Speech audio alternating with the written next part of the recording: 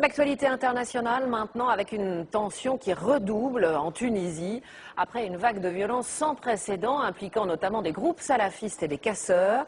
Des postes de police et des administratifs ont été attaqués ces derniers jours. Du coup, un couvre-feu a été décrété hier à Tunis et dans 4 autres régions.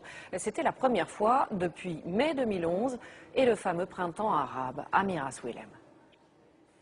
L'avenue Bourguiba, la plus grande de Tunis, quasi déserte. Le couvre-feu a été décrété.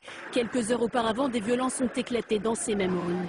Face à face, forces de l'ordre et des centaines de jeunes hommes armés de pierres, de cocktails Molotov. Sur ces images, un tribunal incendié. Bilan, 65 blessés, 162 arrestations. Des violences qui continuent ce matin. Un homme a été tué par balle à Sousse, à 80 km au sud de la capitale. À l'origine des violences, cette exposition artistique jugée blasphématoire.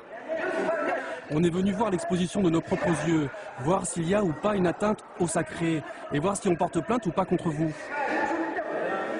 Parmi les œuvres incriminées, cette installation, des bustes de femmes voilées disposés sur des pierres, une évocation artistique de la lapidation. Depuis, la galerie d'art a été attaquée.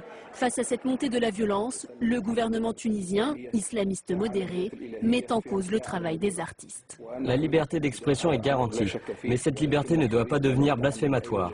Elle ne doit pas s'en prendre à ce qu'il y a de sacré dans notre religion. Une douche froide pour les artistes. La galerie a été fermée et une plainte va être déposée contre les organisateurs de l'exposition.